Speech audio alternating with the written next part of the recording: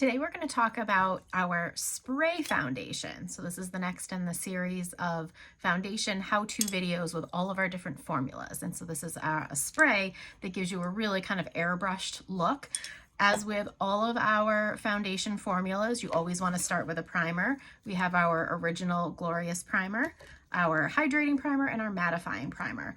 Now with the spray foundation, if I have dry patches, I definitely like to use the hydrating primer before I put the spray foundation on, just to give myself a little bit more hydration and moisture and give it a nice smooth finish. So I already put that on. You do want to usually let your primer sit for about 5 minutes before you put your foundation on. So I already put that on. So I'm going to go ahead and apply the spray foundation. You always want to give it a really good shake.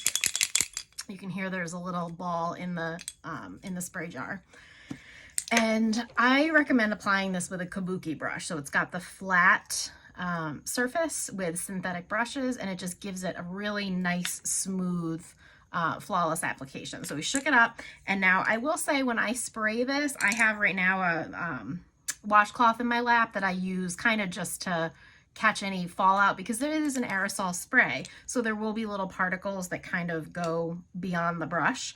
So I would recommend doing it either over a sink that you could then easily rinse out, or putting a cloth over your lap or over your work surface. So I'm going to give it one spritz for my forehead, and then what I do is first I just pat it on just to kind of distribute it, and then I tap it in, and I just kind of buff it so it works its way into my skin, go up into my hairline.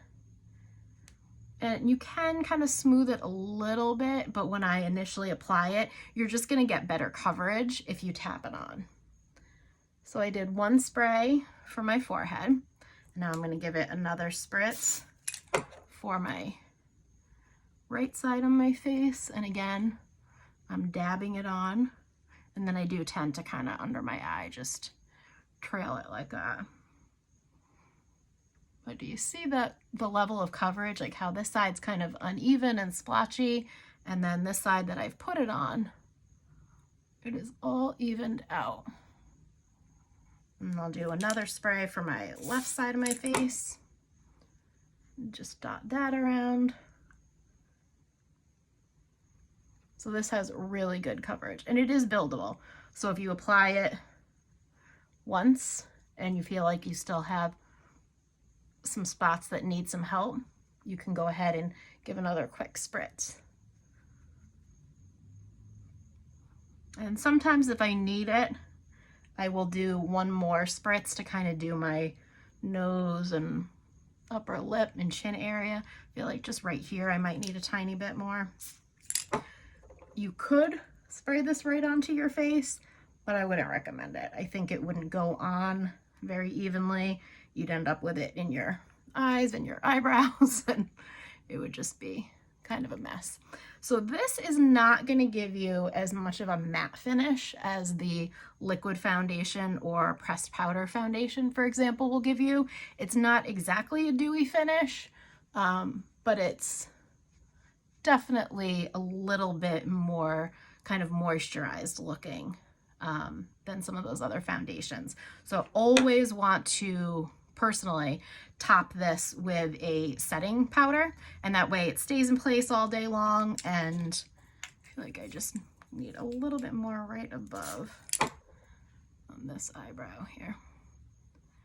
So the setting powder really just puts it in place so it stays all day long looking good. And again, always want to drag it past your chin onto your neck, just so everything is blended. So that is the spray foundation. Super easy to use. Again, a little messier. This isn't necessarily a on-the-go foundation so much as some of the others, but again, really easy to use, and it comes in all the same 19 colors as the liquid foundation. If you have any questions, let me know.